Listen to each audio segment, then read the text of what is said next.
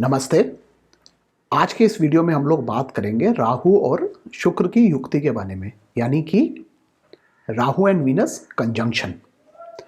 देखिए, राहु और वीनस के कंजंक्शन को जब ये किसी भी घर में इकट्ठे प्लेस्ड हों, इसको समझने के लिए हमारे को सबसे पहले तो वीनस को और राहु को समझना पड़ेगा और उनका रिलेशन क्या है आपस में।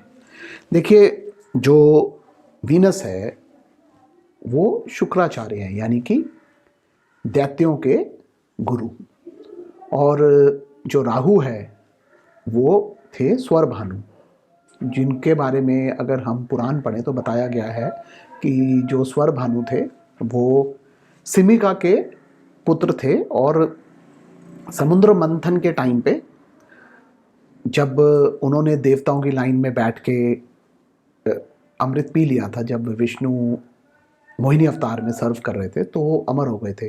और इसके बारे में रिपोर्ट सूर्य और चंद्र ने किया था, जिसकी वजह से विष्णु ने सुदर्शन चक्र से स्वर भानु का गला काट दिया था और वो राहु और केतु बन गए। जो हेड है वो राहु है और जो बॉडी है वो केतु है।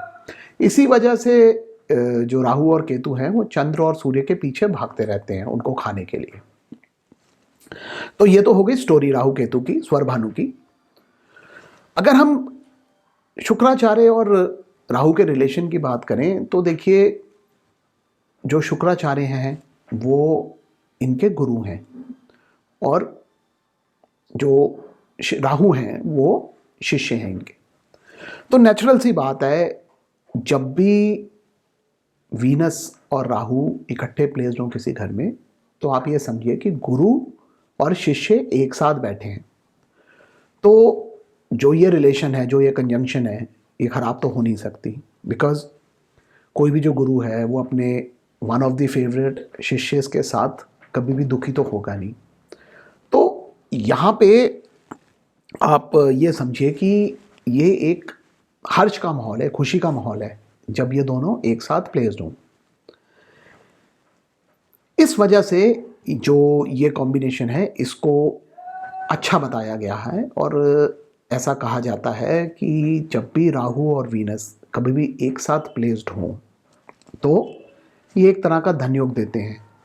स्पेशली अगर ये किसी त्रिकोण में या केंद्र में प्लेस्ड हों, और जैसे कि मैंने आप लोगों को पहले भी बताया है कि अगर स्पेशली इस केस में क्या हो कि अगर ये केंद्र में प्लेस्ड हो और जो वीनस है वो किसी त्रिकोण का स्वामी हो, या ये त्रिकोण में प्लेस्ड हो और वीनस किसी केंद्र का स्वामी हो, तो ये कॉम्बिनेशन एक्स्ट्रा ऑर्डिनरी रिजल्ट देगा फॉर मेकिंग वेल्थ। तो ओवरऑल ये एक अच्छा कॉम्बिनेशन बताया गया है जब भी राहु और वीनस इकट्ठे प्लेस्ड हो। अब और ये क्या कॉम्बिनेशन इफेक्ट्स देता है, इसको समझने की कोशिश करते हैं। देखिए, जैसे कि हम लोगों ने पहले भी बात की है कि जो राहु है ये चीज़ों को एम्पलीफाई करता है, और जो वीनस है ये कुंडली में लग्जरीज को और वेल्थ को रिप्रेजेंट करता है। तो जब भी राहु और वीनस इकट्ठे प्लेस्ड होंगे तो ऑब्वियसली वीनस की प्रॉपर्टीज़ को एम्पलीफाई करेगा राहु। यहाँ पे हम एक बात और देख सकते हैं, वो ये कि जैसे कि राहु जो है शिष्य है शुक्र का, तो यहाँ पे राहु जो है वो वीनस को ओबे करेगा। तो इसलिए क्या रिजल्ट मिलेंगे ये वीनस की स्ट्रेंथ पे डिपेंड करता है, बिकॉज राहु यहाँ पे वीनस को ओबे करने वाला है। वीनस जिस हाउस को रिप्रेजेंट कर रहा है और कुंडली में जो जो प्रोमिसेस वीनस दे रहा है वो ही राहु ओबे करके यहाँ पे देगा। तो ये चीज़ हमारे को हमेशा समझनी चाहिए जब भी हम इस कॉम्बिनेशन को किसी भी चार्ट के अंदर रीड कर रहे हैं। अब हम आते हैं लग्जरीज पे। तो जैसे मैंने बताया है कि राहु और वीनस जो है ये जब भी प्लेस्ड होंगे तो ऐसे लोगों का लग्जरीज में बहुत इंटरेस्ट रहेगा। इनकी लग्जरीज से रिलेटेड क्रेविंग कभी ख़त्म नहीं होगी लाइफ में। इनके पास जितना भी आ जाए, इनको हमेशा ये क्रेविंग रहेगी कि हमें और मिले। So this is a very good combination for making money and gaining luxuries in life, achieving luxuries. क्योंकि बहुत लोग ऐसे होते हैं वो वेल्थ तो कमाते हैं लेकिन उनका लग्जरीज में इंटरेस्ट नहीं होता, बट ये कॉम्बिनेशन होगा तो ऐसे लोगों के पास आपको पूरे कंफर्ट्स, पूरी लग्जरीज मिलेंगी। अगर इनको फॉर एग्जांपल कोई गाड़ी भी लेनी है तो ये हमेशा महंगी गाड़ी और अच्छी गाड़ी की तरफ ही इनका ध्यान जाएगा। कपड़ों में भी हमेशा ब्रांड्स के पीछे जाएंगे। और इनफैक्ट कोई भी चीज़ हो तो ये एक तरह का लग्जरीज में इंटरेस्ट ये कॉम्बिनेशन देता है। दूसरी बात, इस कॉम्बिनेशन में जैसे मैंने आप लोगों को बताया है कि वेल्थ बनने के चांसेस काफ़ी होते हैं, तो ये हमेशा इनको वर्क करने के लिए मोटिवेट करता है कि बिकॉज लग्जरीज आपको अगर चाहिए तो आपको वेल्थ तो चाहिए, तो ये हमेशा वेल्थ को कमाने के लिए इंटरेस्टेड रहते हैं। स्पेशली अगर ये वेल्थ मेकिंग हाउसेस के साथ इन्वॉल्व हो जाएं, जैसे सेकंड हाउस हो गया, फिफ्थ हो गया, 11th हो गया, तो ऐसे लोग जो है ये पैसा कमाने में काफ़ी अच्छे होते हैं और अपनी लाइफ में अच्छा पैसा बना पाते हैं। अगर हम इस कॉम्बिनेशन की नेगेटिव बात करें तो देखिए ये ओवर इंटेलिजेंस भी देता है, जिसको अवॉइड करना बहुत ज़रूरी होता है। क्योंकि अगर आपने समुद्र मंथन की स्टोरी पढ़ी है तो उसके अंदर हमेशा यही आता है, बिकॉज जो दैत्य थे वो मोहिनी के रूप को देख के उसके डांस में मोह में चले गए और ओवर इंटेलिजेंस में चले गए, शराब की और रूप में। तो उस वजह से उन लोगों को जब अमृत बंट रहा था तो उनको नहीं मिल पाया, because they were getting over indulged in luxuries and comforts of life. तो ये कॉम्बिनेशन हमारे को ये भी सिखाता है कि आपको लाइफ में बैलेंस बनाना ज़रूरी है। बिकॉज अगर ये कॉम्बिनेशन वाले लोग जो हैं ये ओवर इंटेलिजेंस में चले गए, अगर सेक्स की ओवर इंटेलिजेंस हो या वेल्थ की ओवर इंटेलिजेंस हो, लग्जरीज की ओवर इंटेलिजेंस में हो, तो जो शुक्र है वो अपनी प्रॉपर्टी लूज़ करने लग जाएगा, उसकी पावर कम होने लग जाएगी।